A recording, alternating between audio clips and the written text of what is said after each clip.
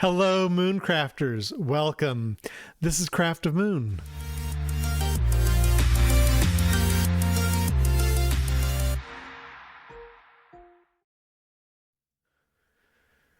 Today we're talking about the full moon in Gemini opposite to the sun in Sagittarius that's coming up on December 4th. We're going to be showing the chart, which is something that I've been starting to do a little bit more of. And so we're going to try that out to see how it works. We'll still talk about the journey of the moon from the last new moon to this full moon, and then from this full moon to the next new moon. We'll see what planets she's connected with during that journey and what planets she has yet to connect with coming up. When we get to the full moon, I'm going to pause in the process of the journey, and we're going to talk a little bit specifically about the full moon. And I'm also going to be bringing onto the screen, I'm trying this new, we're going to be bringing onto the screen some video of Rupert Sheldrake talking with Terence McKenna and Ralph Abram about AI. This was back in 1998, and I think it's relevant for today and specifically for this full moon in Gemini. But before we dig into any of those things, I do want to highlight a few things. So let's come over here to my web browser, assuming that we can make that work. And I wanted to point out that in January, I'm going to be teaching a class with Synchronicity University. And if you come over to the website for synchronicityuniversity.com and scroll down, you will see let me get the right drawer here. You will see right here, you can click on this and be taken to my course that I'm going to be teaching in January, the 5 cosmic catalysts for the new year, where I will be discussing Mars, Jupiter, Saturn, Pluto, and Uranus over a 5-week course starting on January 7th. And this is your opportunity to choose your own tuition rate and lock that in before this course goes live. You can join any of the other classes there also at Synchronicity University. I'll just give them a little bit of a plug as well. You can see them up here: Stellar Healing, the Launch Your Astrology Practice, and the 2006 January Speaker Series. But I'm specifically encouraging you to join me for the 5 cosmic catalysts for the new year. Again, we'll be talking about Mars, Jupiter, Saturn, Pluto, and Uranus, and discussing the transits for the year for those planets, one planet each week, and how we can connect with those planets and those planetary energies within us in order to get the most out of 2026. So I encourage you to head over there, sign up, choose your own tuition rate. I believe you can go down for as low as $5 a class. Yep, there it is. As low as $5 a class. And that means the whole course is just $25. So it's a great opportunity. It's a great price, and I'm really looking forward and excited to this course and being able to teach this with Synchronicity University. The next thing I wanted to talk about is I know that there's a lot of people that don't quite know it. So this is my website, ryan-hunt.com. And if you're interested in getting a reading with me, you can come over here to the readings and offerings page, go down to the individual consultations, and you can do an individual astrological consultation. And you can get this for the year ahead. So you can start out in 2026 fresh and ready with insights. If you purchase this, you can use it anytime throughout the year. You can use it for solar return. So feel free to step over and book a session with me if you're interested in diving into your natal chart a little bit more. I also want to talk about a new project that I'm launching with a few friends of mine, Bianca Celine and Mindy de Graffenried. And the channel is called Faith Meets Fate. Bianca and Mindy and I all have a background having grown up in the Mormon faith. And just as many people in that faith tradition have had to come to terms with leaving, transitioning to other faith practices. We've all had challenges, and we talk about those on this channel, as well as how that connects with our current practice of astrology. Now, many of you that know me know that I'm a practicing Buddhist long time now, for about 30 years, but I do have a deep roots in this faith tradition from my childhood, and so I think it's relevant to be able to talk about that here on this channel, on this new channel that we're starting out. So if you're interested in joining that discussion, check it out at Faith Meets Fate. The handle is Faith Meets Fate on YouTube. So you can head over there. The link will be in the description below. I also want to point out that recently I gave a talk called The Moon, the Mother, and the Map Within for NCGR San Francisco. And you can head over to the stardialsunrecording.com and purchase a copy of that if you're interested. This goes over the integration and a correspondence of parts work as we see within systems like internal family systems, and how parts work and astrology go hand in hand. And this is talking about the interstellar systems methodology of connecting with a person to their birth chart. So feel free to head over there and learn a little bit about that. So I hope that those things are interesting for some of you. I encourage you to connect there, especially the upcoming course. I'm really excited about that. So please, if you're at all interested in finding a way to help support you in the coming year, 2026, head on over there and get that, purchase that course, and I'll put the link in the description below as well.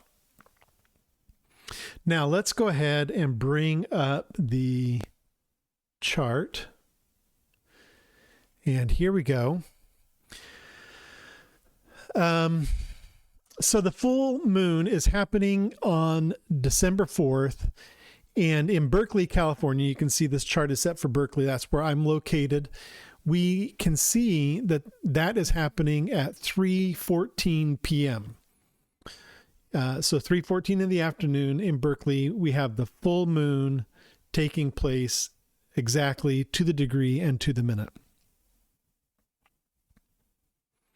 Now, the previous new moon, we'll talk about the full moon, when we get to it in a second. I think that's a really powerful point in time for us to talk about. But I want to step back, as I like to do, with the new moon, which the last new moon took place on November 19th, and you can see here the moon is just about to apply to the new moon here. Let's move this forward by a couple of hours. I think it's probably going to take more than that. Let's go forward.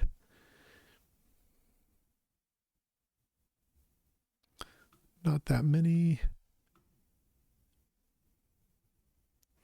Yeah, here we go.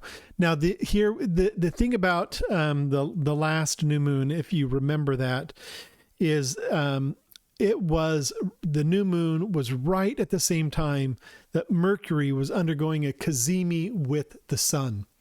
So the cazimi with Mercury and the sun created this powerful experience of Mercury, the moon, and the sun all lined up in a conjunction, bringing the themes of Mercury's common themes are communication or technology, and bringing those to the forefront. But also Mercury represents the planet which is moving between the realms of consciousness. And I think that that's a really important consideration for us to think about, especially as I'm coming up into the new moon in just a bit. We're going to talk about how the new moon impacts our society, how the new moon in Gemini foretells or portends the furtherance of artificial intelligence. And so we can think about artificial intelligence as almost a separate dimension of intelligence or a separate dimension of consciousness that is being brought to the forefront of our way of thinking and way of interacting. So we start out with the moon, Mercury, and sun together on the 19th and 20th of November. And let me just start moving forward here day by day, and let's just talk about where the moon goes from here.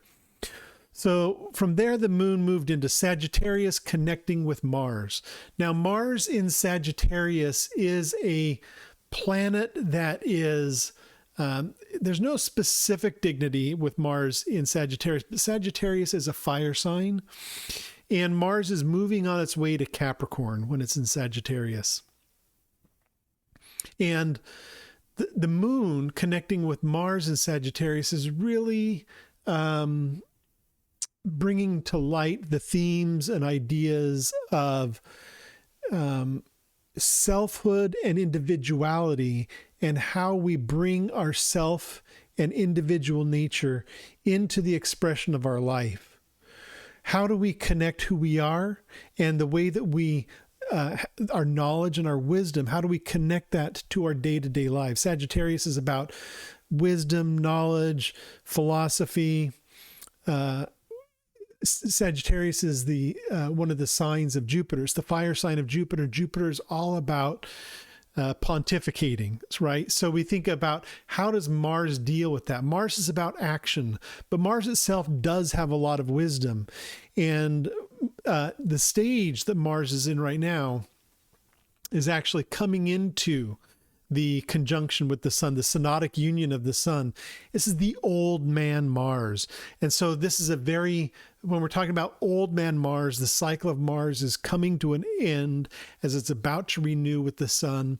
And old man Mars in Sagittarius is, in fact, even though Mars is a militant, martial, brave, self-oriented planet, the old man Mars in Sagittarius represents that the wisdom that has been worn through life and come out through hardship and hard battles and hard-won knowledge and information, and the capacity to be able to make decisions, to discern things, and to choose one thing over the next. Mars in old man Mars in Sagittarius is the ability to discern and with clarity, quickly, and to act based on those decisions.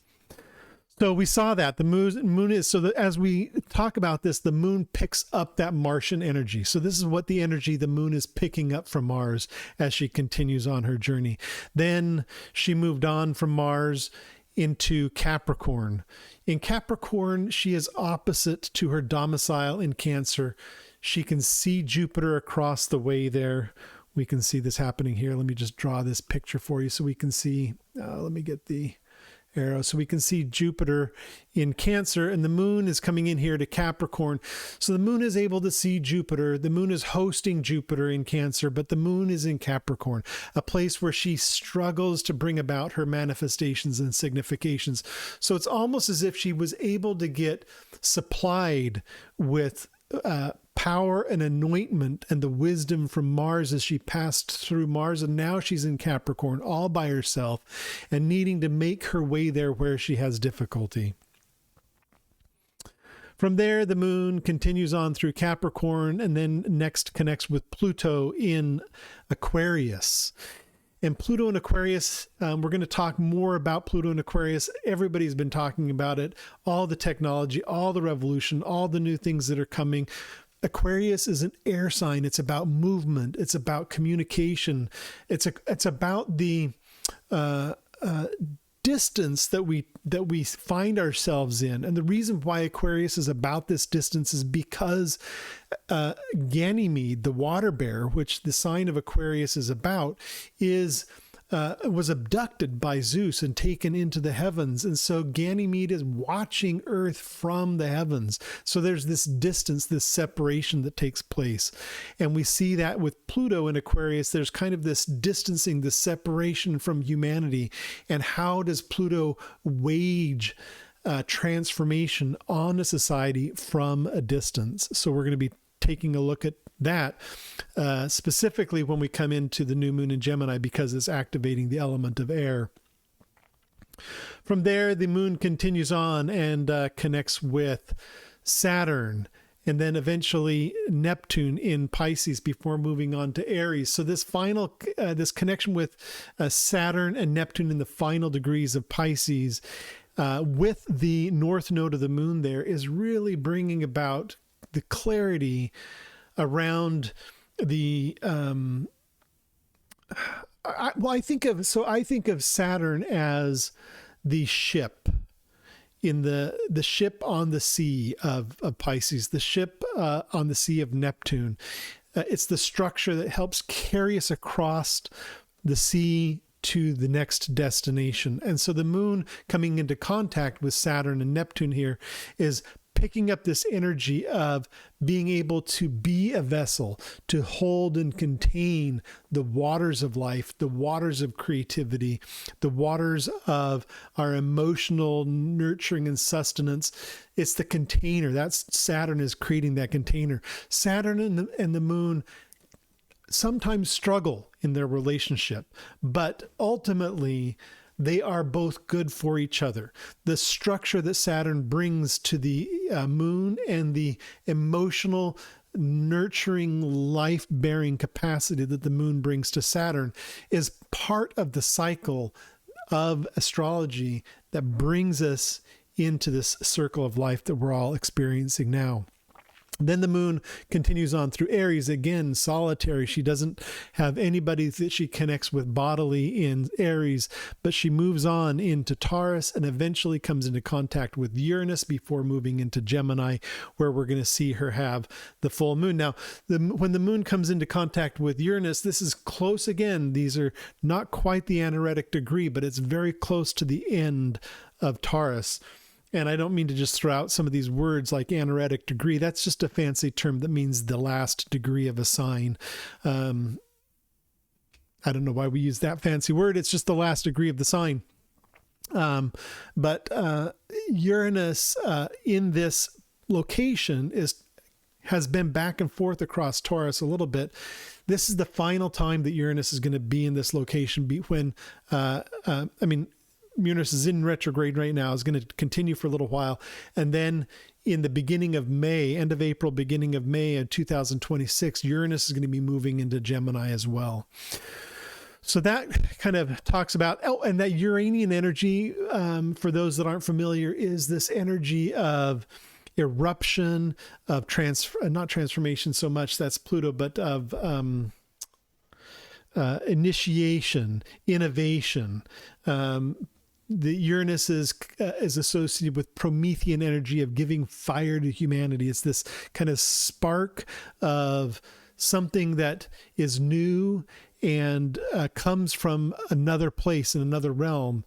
And this is kind of where we're talking about the dimensionality or the mixed dimensionality of consciousness between human consciousness and AI consciousness. So let me just step back here by a few hours and go back to the full moon. So we have the full moon on December 4th taking place right here. We can see the moon opposite the sun. And this is where I want to pause and talk, show you some of these videos, and then talk a little bit about my thoughts about what these people are talking about on the videos. But just to set the stage before we go into those videos, the moon in Gemini is a Mercury ruled sign. The sun in Sagittarius is a Jupiter ruled sign. We're dealing with the themes of the small versus the big, of the analytical versus the strategic, of discrete pieces of information versus synthesis, of of knowledge versus wisdom. These are kind of the polarities that we see across that Gemini Sagittarius axis. And with the moon in Gemini, it's activating the elemental triad of air. Pluto is in Aquarius right now. And like I mentioned before, it's not going to be until the beginning of May that Uranus comes back into Gemini. But Uranus was in Gemini earlier this year and then ducked back into Taurus and will be coming back into Gemini. So we've already started to see the air quality impact of Uranus in Gemini, and we've already been seeing the air impact of Pluto in Aquarius. And I just think that right now, at this time, with the moon opposite the sun between Gemini and Sagittarius, it's a good moment in time to look at this upcoming future. When Uranus does go into Gemini, we're going to see that take place at the beginning of May, which is just before Gemini season, just before the sun goes into Gemini. So that's in Taurus, and then the sun goes into Gemini. And when the sun goes into Gemini, we will have the new moon in Gemini. So right now we have the full moon in Gemini. And then in 5 months, just after Uranus goes into Gemini, we're going to have the new moon in Gemini. And so I just cyclically, I think it's really important for us to think about as a society and as a world, what are we up against for the next 7 years? And I know that everybody's been talking about all this AI stuff, and it can be a little scary and hard to think about and hard to deal with. People losing their jobs, getting displaced, the energy crisis that could happen as a result of needing to consume so much power just to fuel the AI. There's a lot going on there. And how are AI systems going to be used as weapons? How are they going to be used to benefit us? There's a lot to think about. So let me just come over to I'm going to share these videos within, there's a couple different segments, video segments that I want to show and share with you. And then, I'll pause and talk a little bit about that. All right, so we're back here to the Star Dial recording. Again, this is where you can go to pick up the moon, the mother, and the map within. But over here is the video that I want to talk about. And I wonder if I can, well, I don't know if I can make that full screen.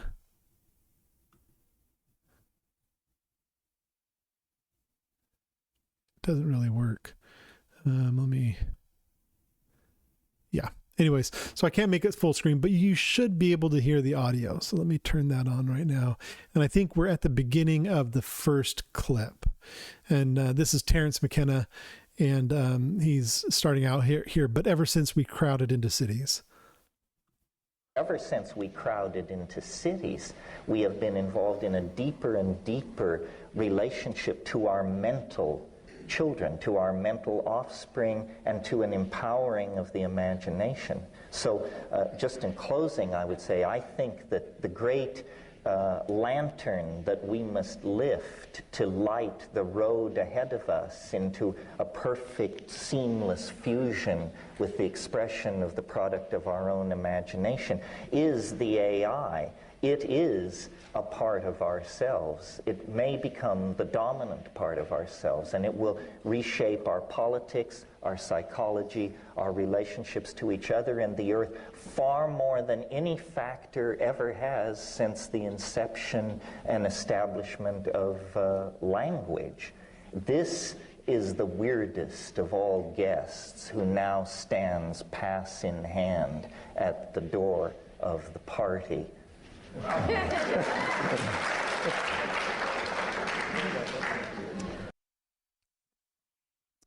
So here, what's been going on so far is Terence McKenna has been talking about AI. This is back in 1998. And so we've had Terence McKenna, Rupert Sheldrake, and Ralph Abram are in this conversation, and Ralph is going to come up here and talk in just a second.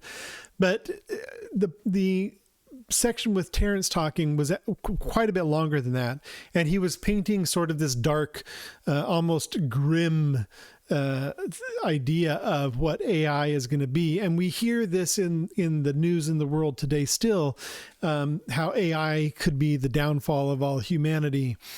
And I'm not going to comment too much on it right now, because then Ralph is going to talk about, well, yes, but, and here's a kind of like some additional thoughts on that. So let's take a look at what he has to say here first. Well, Shred it. it will be a pleasure. Okay. I'm glad that we have arrived now at the field of science fiction and fantasy, and that we can speak about alternative futures, which is the true gist of science fiction and fantasy. And this is one possible future, and I think it's a really paranoid one, in which the alien is a dangerous enemy. Well, not necessarily. only And I think that possibly. this paranoid fantasy of yours actually was first put forward by John von Neumann in 1947, when he invented cellular automata en route to creating self-replicating machines. Now, his idea, like yours, was 50 years ago, that the machines will become a society and take over, and that's good, but they won't be free of our meddling unless they can actually construct themselves. If they depend upon us to do the farming and nutrition and to replace their chips and stuff, then we will be able at any time to do a revolution and revolt. So we destroy them. In order to really succeed as a successive life form, they would have to be able to fix themselves. And so he set about trying to make self-replicating machines in 1947. So the World Wide Web and megahertz CPUs notwithstanding, this is still rather an old story. The new story is, I think, an alternative future that is of great importance for us to discuss and to compare, especially if we are now today in a position where we could choose future, we could influence the future. This one is more in the direction of Donna Haraway and the cyborg idea that envisions, which is obviously natural for us, the co-evolution of our own future society with that of the machines that we've created. We certainly depend on the automobile. We are in codependence relationship with automobiles. Having partnership with machines is not new. Here's an idea where the machines sort of dispose of us. That is, I think, it's a paranoid fantasy without any basis.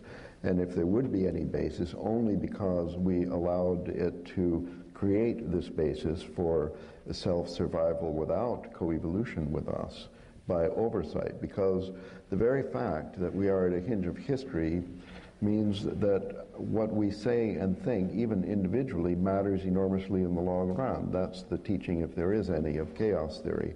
So the very fact that we discuss this today may actually save humankind in the future from being obsoleted by some kind of high-tech blood which takes over at within the heart, as it were. Well, let me try to answer this. So I think that this is really an important distinction that's being made here with Ralph versus Terence in this situation. So Terence has been talking about this this condition of AI, where AI is going to become a completely separate life form. Machines are going to have their own autonomous intelligence. They're going to be self-acting, self-replicating, self-creating. So there's that standpoint. He also talks about how the AI itself is going to live not centralized, but decentralized within the construct of the internet itself. Now, I think this is really something that is important to think about, because as we are communicating over the internet, we can kind of think of what's happening with our society is the evolution of a superconsciousness. That is it is what is occurring as the synaptic connections of us individual humans. We can't perceive it ourselves, but over the top of our own individuality is, in a way, this kind of super consciousness that does exist because of the interconnection that we have through social media, through text messaging, email, really rapid communication. I mean, we're able to communicate with each other at speeds which have been never experienced before in human history. And the speed of that communication, while not exactly the same speed of a synapse in a neuron, it's very fast. And we can kind of think of that as evolving this super consciousness. And that's kind of what Terence McKenna is talking about.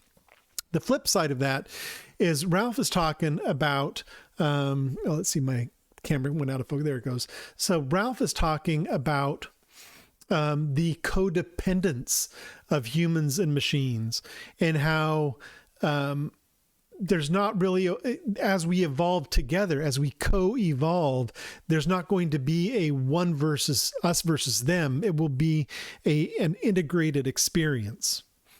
And I think this is an important distinction because of the fact that we are seeing the rise of AI in the world that we have now,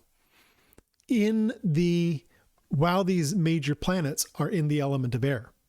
Hence the connection with the full moon here in Gemini is this connection with the element of air. And Gemini being the sign of the smaller, nuclear, more granular components of intelligence that make up a larger superintelligence, relative to the sun in Sagittarius, which might be representative of the superintelligence itself. So I just think that that's really, it's good for us to kind of like think about the juxtaposition between the two ways that they're framing artificial intelligence. And now I want to flip over to, we're going to flip back and we're going to listen to Rupert Sheldrake for just a minute.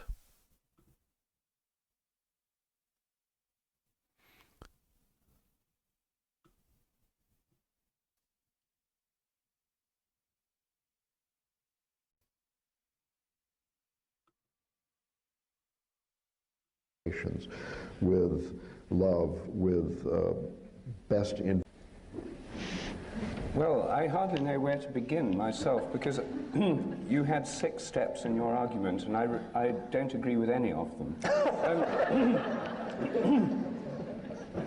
I mean, first of all, to deal with the first few steps, one would have to go through a lot of fairly familiar material to do with what's wrong with the Cartesian, mechanistic, materialistic view of the world.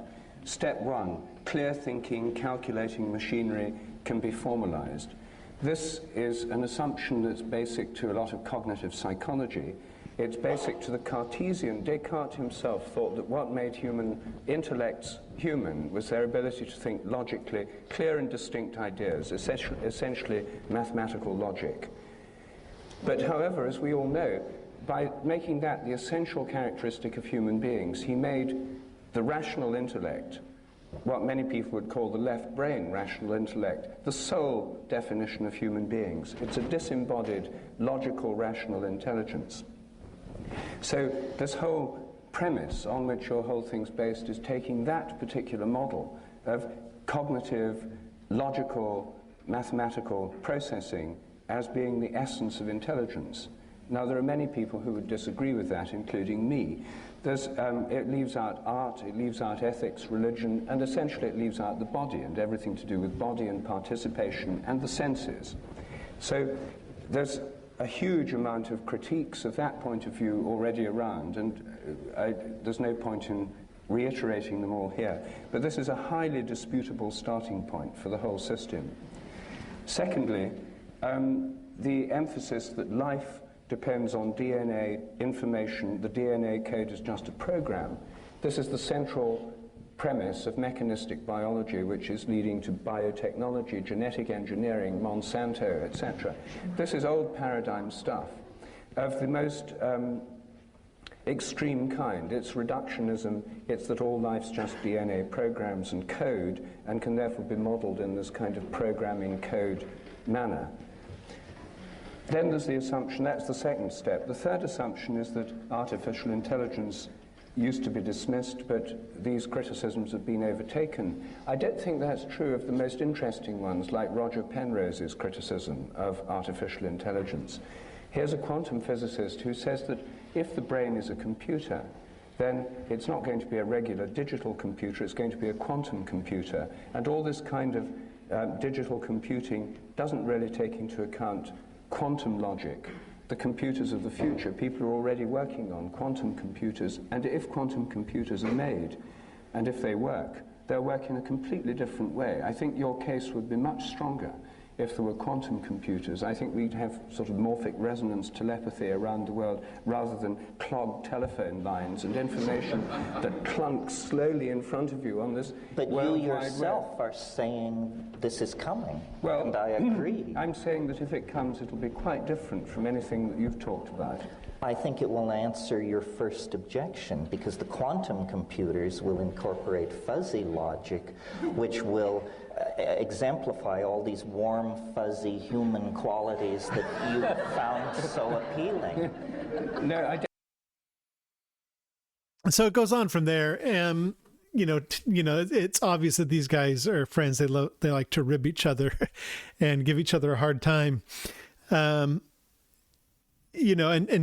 Terence McKenna is bringing up this idea of fuzzy logic, and Rupert Sheldrake is bringing up the idea of quantum computing, which we now have. We are on the edge of the quantum computing breakthrough, and we're going to see that accelerate over these next 7 years with Uranus and Gemini, and Uranus in Gemini and Pluto in Aquarius. With those two planets together, affecting the element of air, technology and communication and transformation of super intelligences, that we're going to see the quantum computing start to accelerate. We're going to see what we now understand as AI change and morph and transform into something else. And we're probably looking at touching on components of what all three of these people are bringing up. We're not going to be able to get away from the codependence that we have. We're not going to be able to separate out the intelligence that is being reflected back to us through the computers from the intelligence that is born natively biologically within our bodies. There's going to be an integration of those two things, and we're going to see that start to happen in ways which some people might find quite disturbing over the next 7 years and even longer, with Pluto continuing on in Aquarius after that. But so this could be quite disturbing for some people, but we just have to look and see what's happening and not get so stressed out about it, but understand what is taking place to protect our own spirit, our own soul, our own heart. And we don't have to step away from the world and try to retreat from it, nor do we have to plunge in. We don't need to go and sign up for a Neuralink experiment right now to have something embedded into our brain. But just being with the experience and watching the transformation of our cultural global paradigm shift from one of individuality, an intelligence of individuality, to an intelligence of social connectivity, is going to be accelerated over the next 7 years. And one of the things that I like, I follow Rupert Sheldrake's work a little bit. I love that he's really connected to the idea of morphic resonance, of the idea of bringing in the full brain synthesis, the right and the left brain. He talked a little bit about it here, where the kind of paradigm that we see with artificial intelligence right now is this paradigm of logic, of reason. Earlier in the discussion, Terence McKenna is talking about using Boolean logic, Boolean algebra, like if, then, and, not. these kinds of things. And Rupert Sheldrake is saying, well, we're not mechanical people. Just because there was a philosopher a few hundred years ago that hypothesized that, put that out there, and then there became the separation of church and science, doesn't actually mean just because in the kind of disciplines, the schools of thought around this are separated, doesn't mean that in our bodies it's separated. We still have right and left brain. We do have logic. We do have emotion. We have all these elements. We have the element of air, the element of fire, the element of water, the element of earth, all contained within our consciousness as human beings. And as we interact with the machines, those things that we've created, they become an extension of humanity. And it's going to be up to us. I think what's really important is what Ralph was saying, that what we say, what we do right now is important as individuals, not just collectively as the world, but individuals, how we think about our role in the world relative to this new wave of transformation about consciousness and the way that we interact with machines, and how that transforms our own human level of consciousness is significant. Another thing that Rupert Sheldrake talks about, which I think is really important, and I don't have like extremist views of one way or the other, but I do love the alternative view that he's proposing, in that the idea of consciousness as something that is projected onto humanity, and that we are receivers of consciousness. Our brain is not creating the consciousness, but it is receiving consciousness, and it is being projected into our humanity, into our experience of being human. And this is that morphic resonance that he's talking about. So those are all the clips that I wanted to show for right now. I guess I can move out of that. Since I'm not going to show any more clips, I can move out of that frame. But I think it's really, I think these are kind of juicy, exciting things to think about. And let me just put the Luna back up here.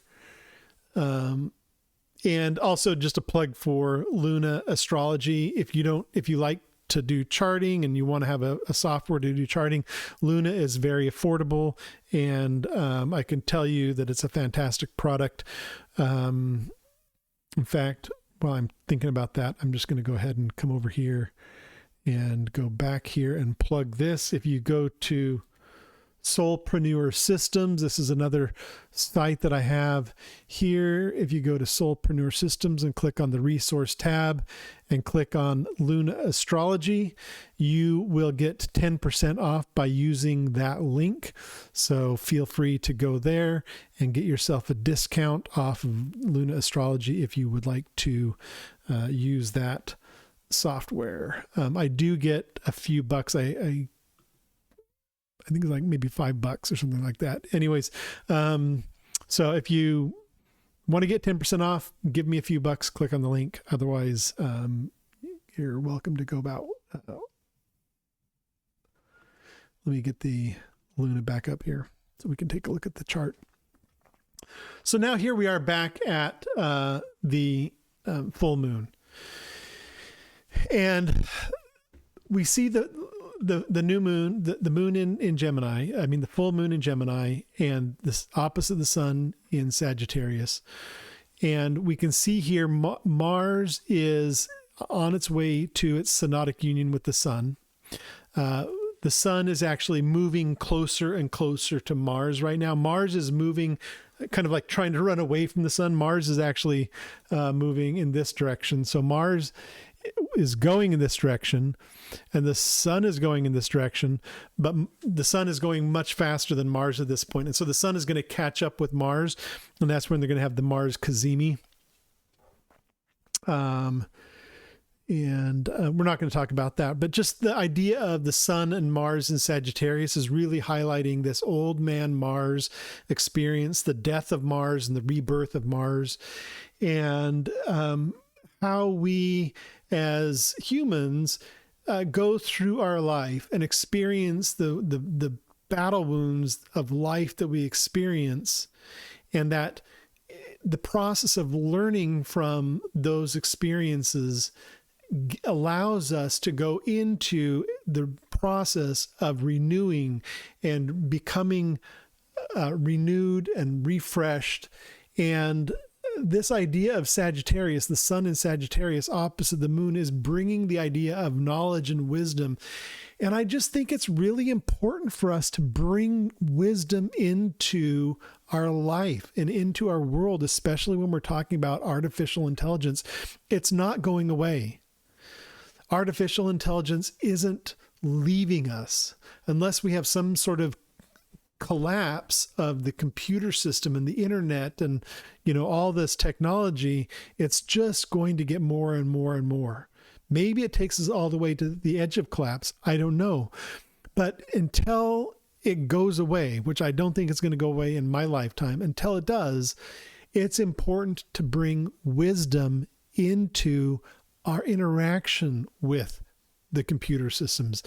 We have so much of this advertisement and tracking and this and that, and that's not going away either. So how do we move in the world with these things while still keeping our center? That's really the lesson that Mars and the sun in Sagittarius. We even have Venus here, if you've been noticing. Venus, sun, and Mars all in Sagittarius opposite to the moon in Gemini. So it's a really powerful full moon configuration. And I think it really brings into light the necessity to bring these things: wisdom, compassion. Venus represents our passion for life and the things that we desire. So how do we bring in our desire? How do we balance that with our cravings and our need for more information and more this and more that? And the Mars in its old stage representing all that wisdom. So anyways, I think that's enough of that. But let's just go ahead and move on to the next thing. Go one day at a time here. So the moon finishes here in Gemini, comes into Cancer. This little icon that you can see here is Sirius, the dog star, is right there. So the moon connects with Sirius, and then later will connect with Jupiter in Cancer. Jupiter's in retrograde right now, Cancer being the water sign. So that we have been going through this water trine activation for the last several weeks, continuing on now. Mercury is going to be connecting into that water trine experience. We can see that here, Mercury trining Jupiter, Jupiter trining Saturn, Saturn trining Mercury. So that grand water trine is being activated with the moon coming into Cancer. And water is the element, if we think of air as the element of mind, water is the element of emotion. If air is the element of communication, water is the element of intuition and empathy. And so how do we bring these things together? How do we mix water and air together in a way that brings us the holistic qualities of our life? It's important for us to connect to the water element. Water is the element of life itself. Without water, there is no life. Water goes onto the ground and plants rise out of the ground. We all, as beings, humans, animals, plants, have arisen out of the earth, and we have only been able to do so because of water. It is within the oceans which life began, crawled onto the earth, but still we need water to live, and it is water which brings life out of the earth. So this water component is really strongly connected to life and the sustaining of life, creation of life, birth, and the renewal of life. Okay, carrying on. I'm just trying this new format. Oftentimes I go through this whole process myself and write all this up and then turn it into a transcript, rehearse it a little bit, and so it's a little bit more polished. When I do that, I can't show the chart. When I'm showing the chart, I can't, it's kind of like it causes a different mechanism in my brain to work. So I'm just trying this out. If you like this kind of method, let me know. If you like a little bit more of the scripted kind of delivery, kind of like more of a talk format, let me know that in the comments below. Send me an email or something. So just trying a few new things out here, and any feedback you have on the way that this is working for you, just let me know. I'd love to hear it. So the moon moves on into Leo, solo there, solo in Virgo, solo in Libra. She moves into the Via Combusta. The Via Combusta is Via's way or road. Combusta is combustion, so burning up. So this is the road of combustion, or the burnt road is what they call it. And it goes from the middle of Libra to the middle of Scorpio. And the reason why that is right at the very beginning of Scorpio, and the 3rd degree of Scorpio is the precise degree that is the fall of the moon. And so we think about a lunar day on either side. A lunar day is 12 or 13 degrees. So we think of a lunar day on either side of that point of fall as being this kind of burnt road area. Some people just standardize it to 15 degrees of Libra to 15 degrees of Scorpio, but it's really philosophically it's coming from this this point at 3 degrees Scorpio. But the moon, not connecting bodily with the planet in Leo, Virgo, Libra, or Scorpio. So going through a very large section, 1, 2, 3, 4 signs of the zodiac, an entire third before she comes bodily back into connection with Mercury in Sagittarius. Then from Mercury, she will come into contact with Venus, and she will have the new moon in Sagittarius right there towards the end of Sagittarius. So again, she's starting off in opposition to Mercury, Venus, Sun, or Venus, Sun, Mars in Sagittarius. By the time she gets around to Sagittarius to have her synodic union with the Sun, the synodic just means the sexual, or the union of the Sun with the moon is when they come together in the sky. Synodic is just any kind of cycle of a planet with the Sun. So we had the moon in Gemini opposite Venus, Sun, and Mars. Mars moved into Capricorn, its exaltation.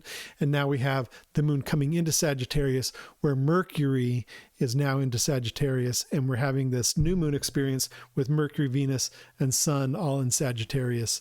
So we've had this connection of Mercury, Moon, and Sun from the last new moon again to this next new moon, bringing the strength, the powers of Mercury, the ability to move between realms of consciousness, thinking about the realms of the machine versus the realm of human, the realm of thought versus wisdom. All these kinds of dualities are what gets brought up with Mercury. So that's what's going on for the next 2 weeks. So we've had the last 2 weeks, the next 2 weeks, and kind of like a little bit of a dive into AI. And I brought up those videos. If you like this new format, please let me know. Drop a comment, like the video, subscribe to the channel. It really helps me grow, and it encourages me to continue to make content. And I like to hear what your comments are, what's working for you, so that I can continue to change and improve that. Again, if any of you are interested in scheduling a session with me, go to my site. Links below. You can book a reading with me. Consultation. I do coaching, so I have coaching packages. So if you're looking for any kind of life coaching, whether that's around life in general, career transitions, or simply looking for a year ahead reading, feel free to head over there and book something with me, and we can get you sorted out. Also, don't forget the class with Nadia Shah's Synchronicity University for the first 5 weeks of the year, starting on January 7th. Feel free to head on over there. Choose your own tuition, as low as $25 for the whole course. It's really cheap. Of course, you can pay more. I would love for you to pay more, but don't break your bank. fit within your means, fit within your budget. And that's a great opportunity for you to connect as well. So either way, looking forward to seeing you next time. Let me go ahead and bring this back. So looking forward to seeing you next time. And until then, keep your eye in the sky and make a wish upon a star.